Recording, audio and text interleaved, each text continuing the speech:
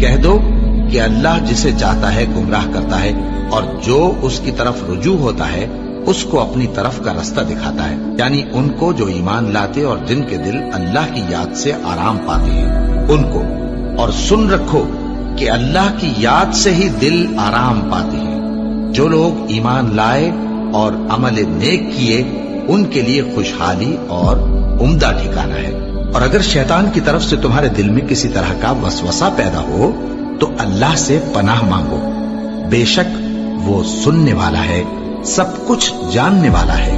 جو لوگ پرہیزگار ہیں جب ان کو شیطان کی طرف سے کوئی وسوسہ پیدا ہوتا ہے تو چونک پڑتے ہیں اور دل کی آنکھیں کھول کر دیکھنے لگتے ہیں، اور جب قرآن پڑھا جائے تو توجہ سے سنا کرو اور خاموش رہا کرو تاکہ تم پر رحم کیا جائے، اور اپنے پروردگار کو دل ہی دل میں عاجزی اور خوف سے اور پست آواز سے صبح و شام یاد کرتے رہو، اور دیکھنا غافل نہ ہونا۔ پھر جب تم یہ نماز تمام کر چکو تو کھڑے اور بیٹھے اور لیٹے ہر حالت میں اللہ کو یاد کرو۔ پھر جب تم مطمئن ہو جاؤ تو پورے آداب کے ساتھ نماز پڑھو۔ بے شک نماز کا مومنوں پر اوقات مقررہ میں ادا کرنا فرض ہے۔ مسلمانوں، نجات نہ تو تمہاری آرزوؤں پر ہے اور نہ اہل کتاب کی آرزوؤں پر۔ جو شخص برائی کرے گا اسے اسی طرح کا بدلہ دیا جائے گا، اور وہ اللہ کے سوا نہ کسی کو حمایتی پائے گا اور نہ مددگار۔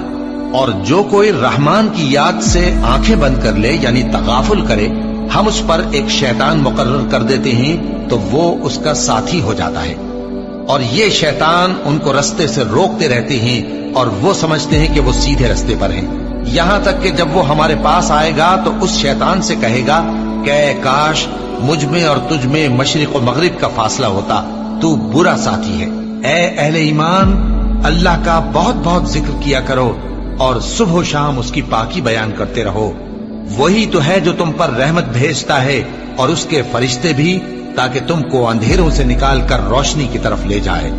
اور اللہ مومنوں پر مہربان ہے۔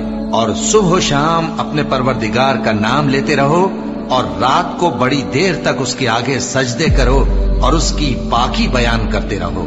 اے نبی، یہ کتاب جو تمہاری طرف وحی کی گئی ہے اس کو پڑھا کرو اور نماز کے پابند رہو۔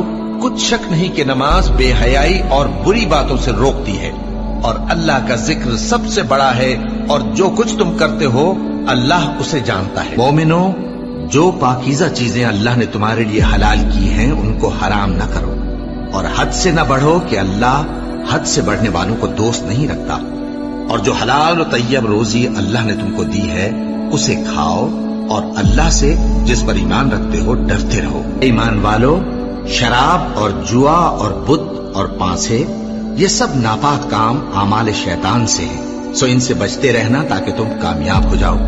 شیطان تو یہ چاہتا ہے کہ شراب اور جوئے کے سبب تمہارے آپس میں دشمنی اور رنجش ڈلوا دے اور تمہیں اللہ کی یاد سے اور نماز سے روک دے۔ تو کیا تم لوگ ان کاموں سے باز آؤ گے؟